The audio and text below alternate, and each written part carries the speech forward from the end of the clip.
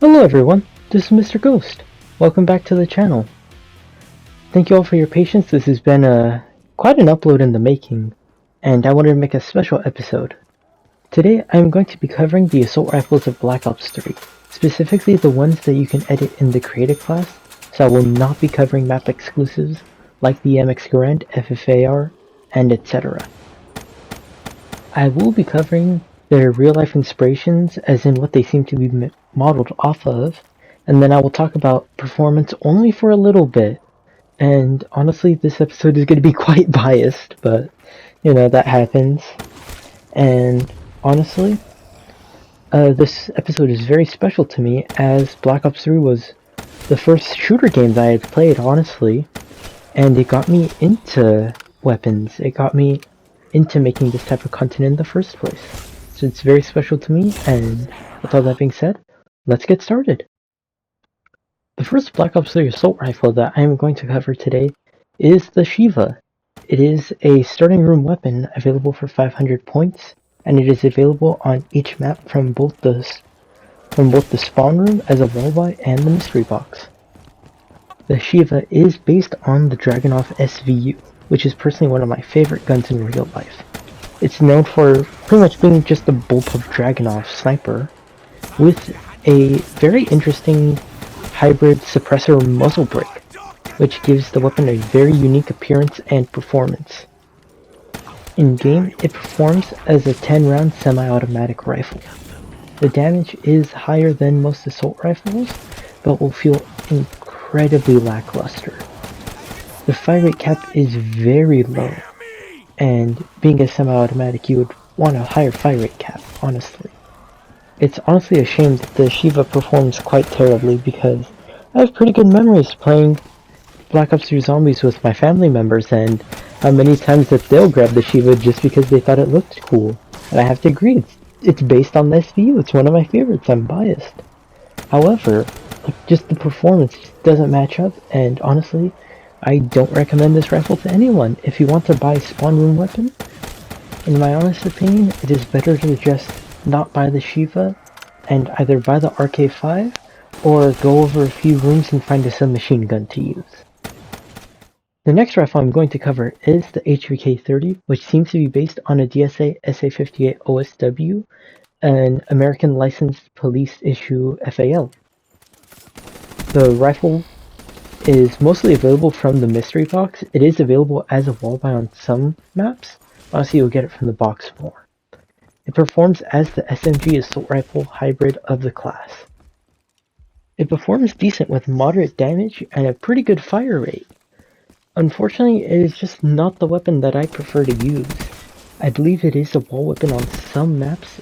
I believe Shadows of Evil. And yeah, honestly, it's just a weapon that typically I pass over for other assault rifles. Although I'm pretty sure it is a good assault rifle. I would recommend at least checking it out to see if you like it. The next rifle I will be covering is the M8A7. For those of you that watched my previous Black Ops 3 video, you guys got to hear me seethe about how the M8A7 was modeled, so today I will elaborate a little bit more. So, there was a weapon in Black Ops 2 called the M8A1, which was based on an XM8 rifle, which was a rifle that had gone into testing for the US military, but was never adopted. And then they decided to reference it in Black Ops 3 by creating the M8A7, the future predecessor of the M8A1. Most interestingly, they kept a similar performance with a 4-round burst and 32-round magazine, but they decided to base the futuristic model of the M8A1 on the H&K SL8, which is a very different weapon, namely a civilian market version of a G36 rifle.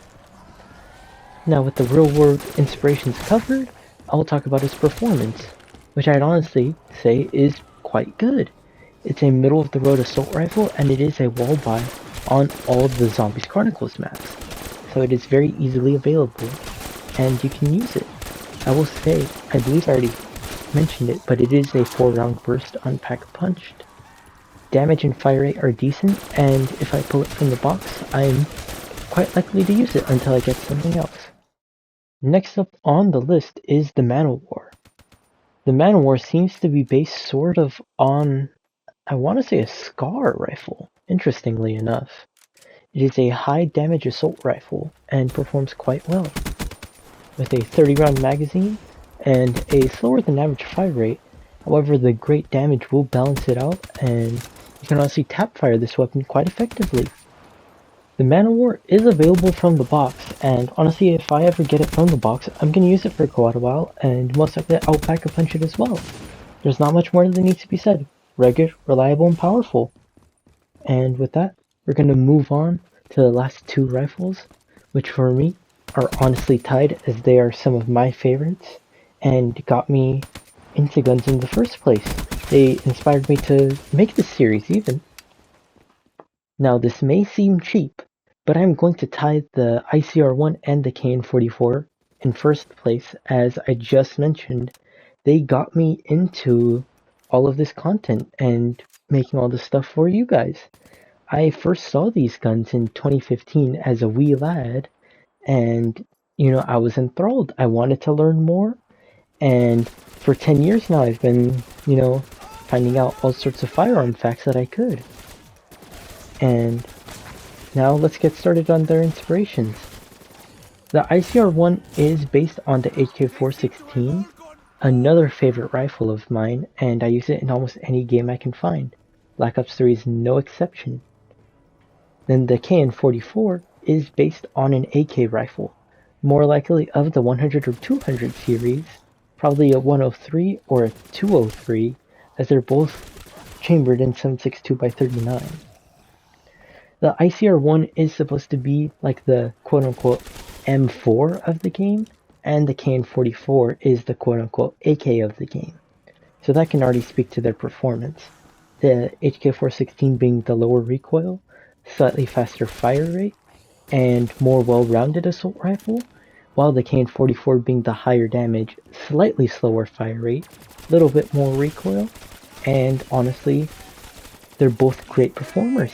You can use either one interchangeably, and honestly, I just love to use them. I would recommend anyone who plays these games to just try them out, and I know not everyone will be as passionate as I am about these rifles, but I think that's part of the beauty of this series. We can just talk about their real-world inspirations and how we feel about them. We can cover a bit of their performance and see how they do.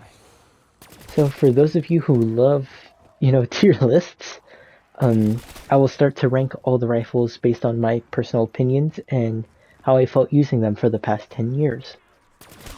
And in a C tier is the Shiva. It is below average and I would honestly not recommend using it. In B tier, I would put the M8A7 and the HVK30. They're both good rifles, but honestly, I would prefer to just use the upcoming rifles. In A tier is the Man-O-War for being honestly a hard hitter, lower recoil, and just a very well-rounded assault rifle.